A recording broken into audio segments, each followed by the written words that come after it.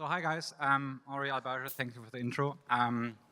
Also to answer this, why probably for us Mapp is the one where we think we have the best alignment with its, on the one hand side, it's team, and I'm 100% sure of that. You just can join forces if you align, you have the same mindset, you think the same vision, and that's what Mapp for us is as a great partner, thinking the same way. The other one, which is quite important, is to adapt yourself and to change the product according to the needs of the partners and the customers. And as we knew Mapp so far, they also listen to the customers and the needs of them and are able to adapt the product in the same mindset we had.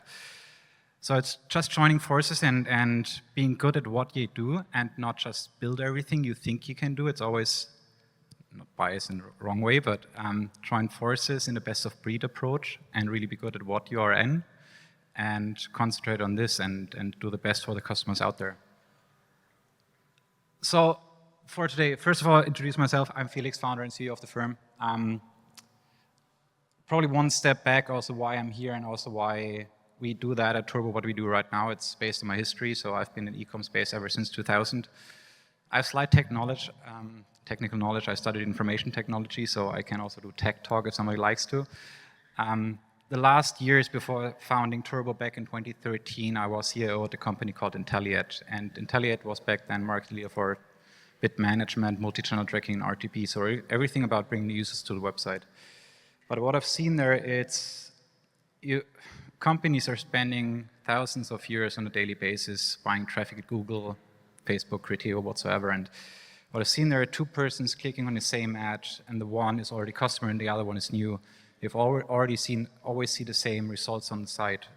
There's no change in that, and I thought customers on the website deserve a better experience on that, based on the history, based on zero-party data, based on first-party data, based about CRM data, what they have. And I think there was great potential out there for the advertisers getting more out of their traffic acquisition, approaching customers in the way they deserve on the one hand side. And when I ask our advertisers why they're not changed the website according to the needs of the customer based on the history, behavior, where they're coming from, the most common answer was they would love doing something like that, but they are just not able doing this and executing it in short time because they're always limited by IT resources. And I'm allowed to say that because I'm an IT guy, so I can say that, and the IT should focus on the real development, stability of the website, but not on the marketing campaigns, which can be also on short notice. And that brought me up to Turbo. On the one hand side, allowing the advertisers doing literally what they want on the website in short time and giving the customers a better experience to ultimately drive better KPIs out there, better CRO, ROI, whatsoever, conversion rates.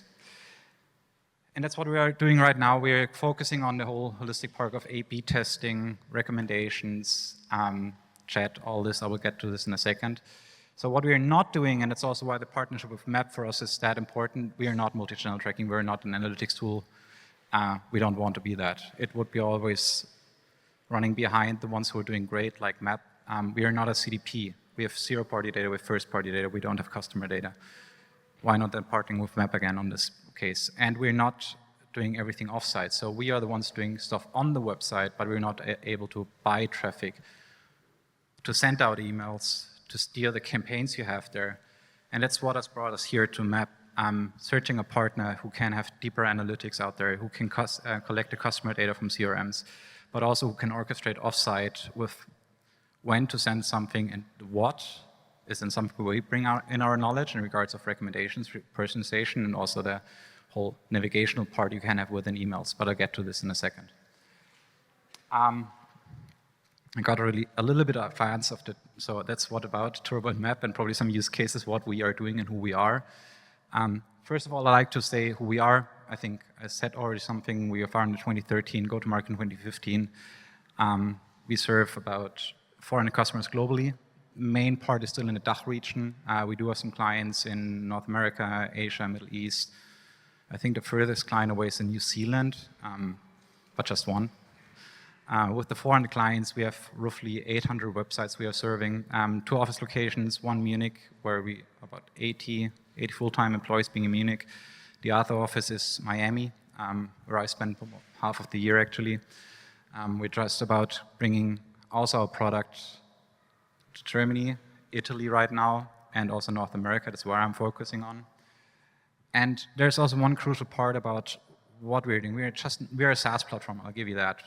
But for me, it was always important working together with the client.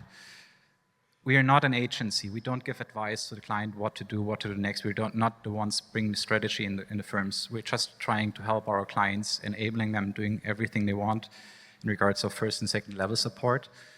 And that's also crucial for me, because if you work together with clients, you just can get their thoughts about the market, their thoughts about the customers. Because we can think whatever we like, what the next best product will be, but if you don't get the feedback from the customers, we can't deliver. And that's why it's really crucial for me working together with the clients and enabling them and get their feedback on the tool, on their thoughts, and also on the strategy, where to go next and what to next. And this is not showing off or something. What I want to mention with this slide, personalization is not just something for enterprises out there. I think personalization can be started in small scale, from a small website. It can be across all verticals, whether you are in finance, whether e-com, and I'll mostly focus on e-com for today because it's the most obvious stuff. But personalization is not about size, it's not about the vertical. I think every website out there who has users on the website can do better. Most of them can do better, approaching the customers in the way they deserve to be approached on the website. Generally what we are and probably what products we do have and how this can also be incorporated in Mapp. The one thing is the whole personalized, which is everything about recommendation, customer segmentation, dynamic content, A/B testing, so everything in personalization space. On the other hand, we have 3 additional products. One is the advice, which is guided selling. I think Alberto mentioned this slightly, so I don't speak any Italian, but it's everything like the AI-based driven AR and everything, how we can give better advice to the client. But also there we have to keep in mind the vision Alberto showed. It's already there, but it will be usable within the next 5 to 10 years. And it would be stupid of us just thinking about what will happen in 5 to 10 years. We should live right now here and see what's possible now and build on that. And it's, for us, its advice is giving the user just a better decisioning on the website. For example, which fragrance is more suitable for me, which skincare is more suitable for me based on a skin tone, just to give the user help on the website, which then also incorporates in the chat. And I'm really thankful about the whole ChatGPT development in the past years. If you would ask somebody in Europe 10 years back, you would interact with a chat client on the website, most people would say, no, this is awkward, this is a machine, I don't want to talk to it. But ChatGPT developed everything within a year or so that people are not scared anymore talking to a machine on the website. And also when talking to a website, to this chatbot on the website, you will get a lot of zero-party data. You will know what the user is about. You will get from the answers what they like and which segments they are in, which then can be transferred either for on-site targeting or either for off-site targeting, also in the whole analytics. So every answer you get from a customer within a chat or also even an advice, it's zero-party data, not first-party data, because it's an explicit answer from the user on the website. And this should be incorporated in the results the customer will see. Last but not least, this bundle is just about inspirational shopping, which is also some ballpark of the AR, where you see what is working better together. So which dresses, which is working with the shoes, whatsoever. And this is what for us stands Turbo as a personalization platform, incorporating different features and different products together, but highly important every of these products talk to each other to make a better results for the other one. Okay, that's a little awkward and a little text, but Maurizio said CDP, which is about CRM, and customer data platform, as the name implies, is about customers. For us, as an on-site personalization, and this also will then be transferred to a CDP, it's not the customer, it's a user on the website. For the typical e-com shop, I'd say 98% of the users on the website, they are not customers, they are prospects. They never bought, they're the first time there, second time, but they are not customers. So we want to start before a user getting a customer and optimize the user experience on the website, not customer experience. So the customer experience as well, but mainly the users on the website. And how you can do that, you have different data points which are available. On the one hand side, where you're coming from, whether you're coming from Google Shopping, where you definitely have a different interest rather than having a type-in, rather than coming from a remarketing campaign, rather than coming from some PPC campaign in there. So the channel where you're coming from in the landing page is already something which is a great indicator what the user is about, whether he's in shopping mode or in buying mode. So shopping is just looking around, finding the next best product, and buying mode is already when the decision is down to buying something. That's highly important. The other thing is like temporary data, like what's the weather like at the current location of the user? What's the time, what device are you using, how's the behavior on the website? So these are all the data points we do have, what's in the current shopping cart, which are accessible in real time without any big CDP behind there, and that's what with the first visit of the user you can already optimize the website. What we're doing is getting all those information, from the CDP if it's a customer already, so about is he within a loyalty program, is there already something about a buying cyclist, something like that. Funneling this in, putting the user in a segment and seeing what is the next best action on the website or even an email through Mapp, how to approach the user. This can either be a gamification method on the website if we think there's a playful approach of getting the user more attention, doing an on-site branding effect in this, whether it's recommendation, whether it's dynamic content on the website. So this is what we're trying to achieve with the data we're gathering in the CRM first-party data, combine this with A/B testing, and not just simple A/B testing, but multi-arm banded testing, because that's also one factor. So most folks out there think A/B testing, I'm done if I test a button in 2 colors. Red is the winner, I'm perfect. That's not the case. There are people out there who like the blue button better, or who like the blue button better on a special occasion or a certain time of the day. So ultimately running an A/B test will never have one winner. Sure thing, you shouldn't change the website constantly, but you should think of for the one other test you have on the website, there will never ever be one particular winner. It's always about the situation where the user's in to see what better results will be given on the website. And then funneling back in, so if the channel should be on-site, it's us. If the channel should be email, that's Mapp, where we can say when the emails should be sent out and probably also which contents should be sent out within the email. We've seen a slide already. I didn't see Mauri's presentation prior to the day today, so sorry for showing the slide twice. But this is combining actually what I was thinking about. So we have the turbo elements there, we have the Mapp elements there.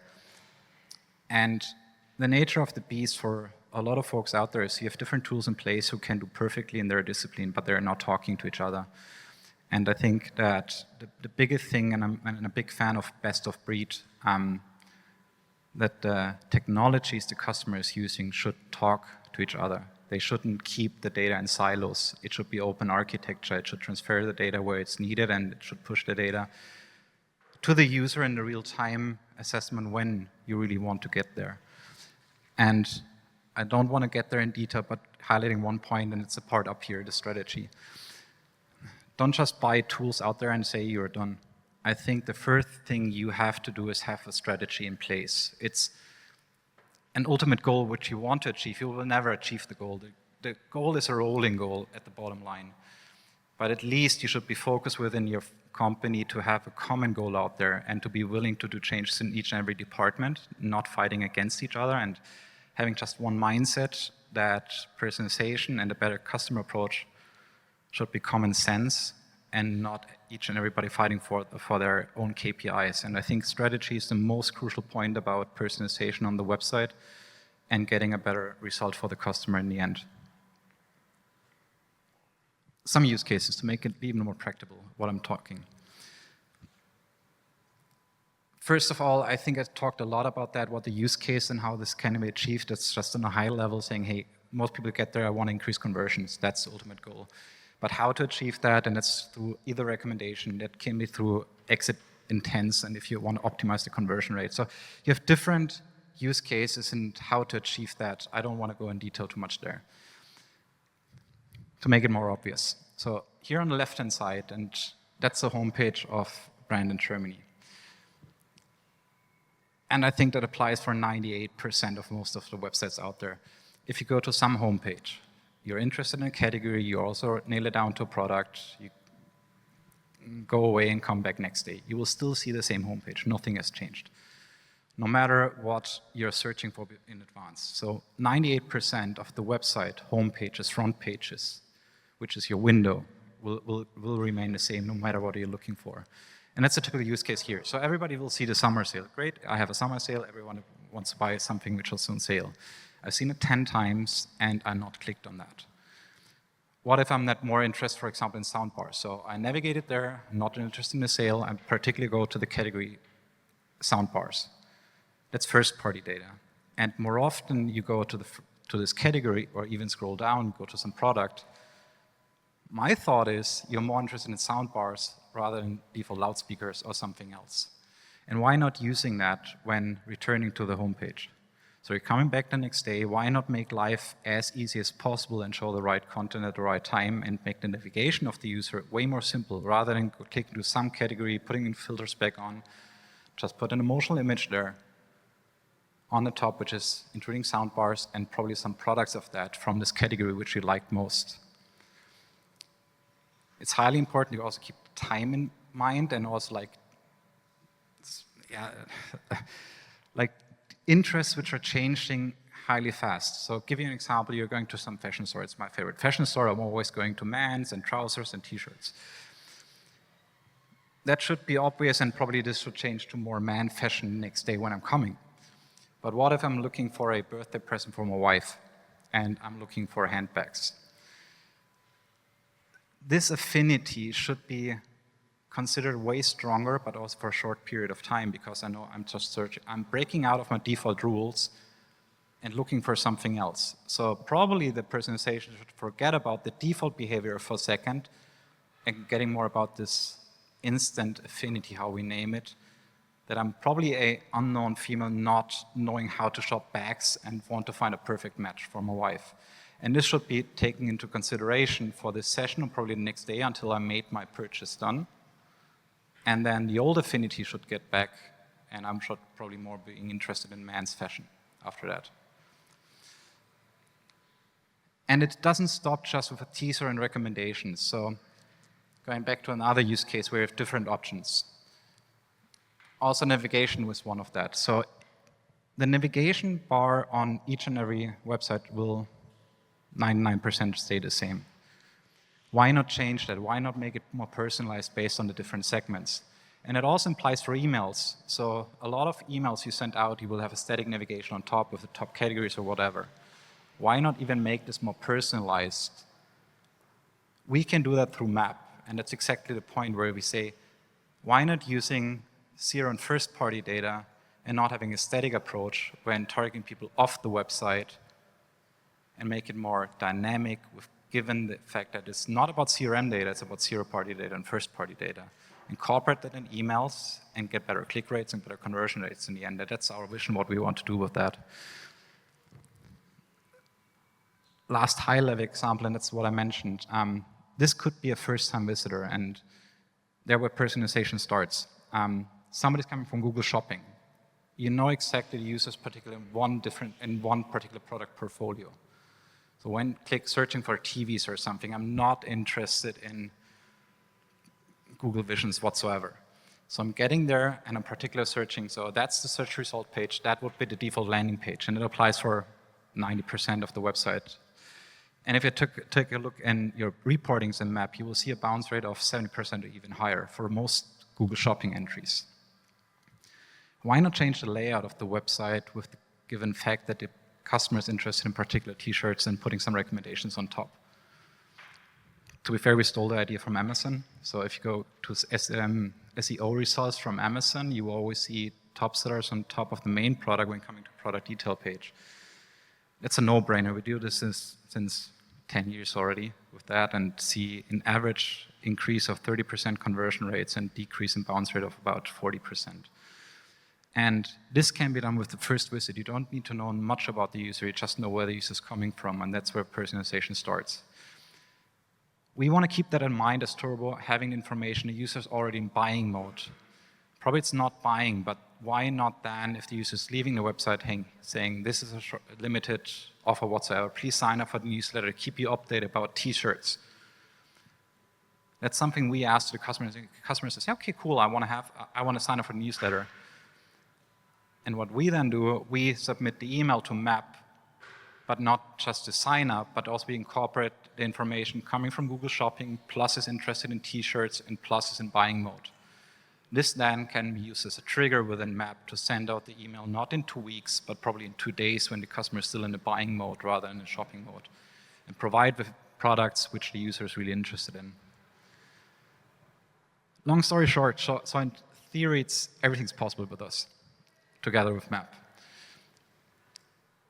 On every platform, so it can be either mobile, tablet, desktop, it can be in-app, or then even transferred to emails. So why we believe in this partnership is we are expert in all on-site parks. We can change all recommendations there. We can get the right product at the right moment. We can get the right teaser in the right moment. But why it's even more important is transferring those information back to Mapp. Given the ideas what we have, how to target the users in a better way and increase the conversion rates and also the customer loyalty with that in a short period of time. And that's also quite crucial. Everything I've shown there, it's a no-code platform. So basically you have to integrate a pixel and that's it. And we can do everything on the website without any more IT infrastructure of the customer itself. Getting this in, but also getting zero-party data in. So we also support Net Promoter Scorings, reviews, or even chat or stuff like that. And that's where it's about not being a black box. So we want to gather those information on the website and push it then further to the system where it's really needed and where you can approach the customer in a better way in real time to have better results at the bottom line and also have this in the reporting available through dimensions in this. So we can support the A/B testing, but we can't go in detail. And that's also why this partnership with Mapp for us is crucial to get even more out of these segments, more out of this information, but also make it usable. And the bottom line, what we wanted to achieve then, why not incorporate this, getting, for example, a name in which we asked beforehand, and we have this use case for somebody selling pet supply. And the fun fact with, when it's about pets, people don't care about GDPR. So they will always give you the name of the pet they have, of the dog, what kind of dog, what my name is, and all this stuff. And if the consent is given, you're allowed using that. So why not use exactly this information in a more personalized approach, saying, hey, Stephanie, your dog, whatsoever, is getting hungry, you want to probably rebuy, you want to restock. And that was all about the 360 custom orchestration, getting the information about the user, getting what they're interested in, getting more personal information about that, getting in one central storage, which is not us, which is Mapp in this case, but also then triggering at the right point email or on-site activities where it's needed. On a high level, that's it. Thanks for your audience. Thank you very much. Thank you. Thank you, Felix. So now, keep this 1 second. I don't know if you have any questions for Felix and for the other guests that we're going to have. So, but in between that you're thinking about this, I have a question for you. Why Miami? I was curious why you landed. You're also living in Miami, isn't it? Yeah, I live in Miami. That's why I was asking. I've been traveling North America for the last 15 years. First time was West Coast, and traveled around Central Stage. And first time I visited Miami, I fell in love. And when deciding on a headquarter, I said it needed to be in the East Coast just due to 6 hours in between is way more easier than 9 hours in between. So what do you have on the East Coast? It's New York, Boston, both too cold in winter. Yeah. You have Atlanta. I don't like Atlanta. Yeah.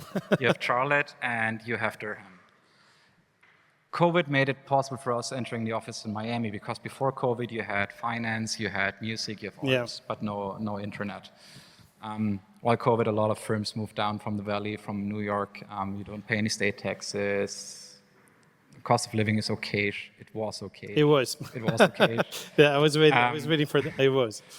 And so for me, it was an easy decision. Nice, but I like this because actually the vibe of Miami changed so much in the last 3 years. A lot of people came from Silicon Valley, from New York, Boston, Chicago, and whatever. So welcome. It's a great mix there. So especially when you get onto, so Brickell developed great the last 12 years.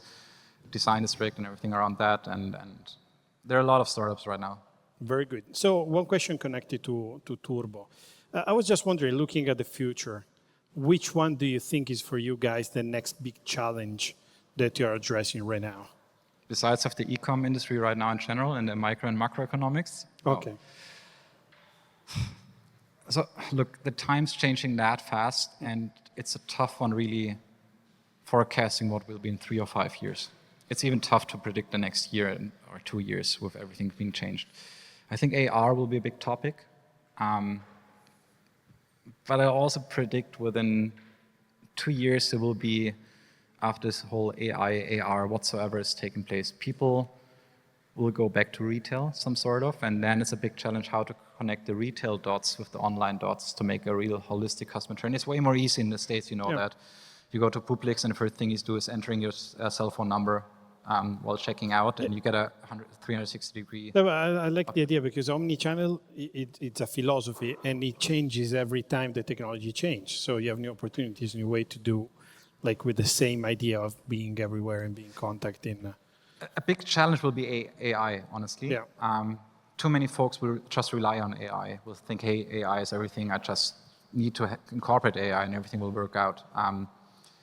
You need to treat AI as an employee. You have to really give good advice what the AI should do and what not. So, simple example, if you have within marketing, you want to write a marketing text, you can tell AI, hey, I want to have a marketing text that should be about personalization, go for it. The result will be crap. Yeah. So it's for us learning how to work together with AI and give better advice. So if you phrase the prompt in that way, I want to have a marketing text, it should contain that many words, please mention X, Y, Z, and also take this into account, you will get a great result. And the fear I do have is that with more AI, not just within products, but also in the organization itself, people will get lazy and will stop thinking. And it will be in general a big topic. That's interesting. We don't have an answer. We'll see. Yeah. We'll see what happens. Felix, thank you very much. I don't know if you have any question for Felix. You're going to be with us at the end of the event, right? Okay. So if you want to have even tech talk, as he said, it's going to be available for that. So thank you very much, Felix, again. Thank you. And thank you.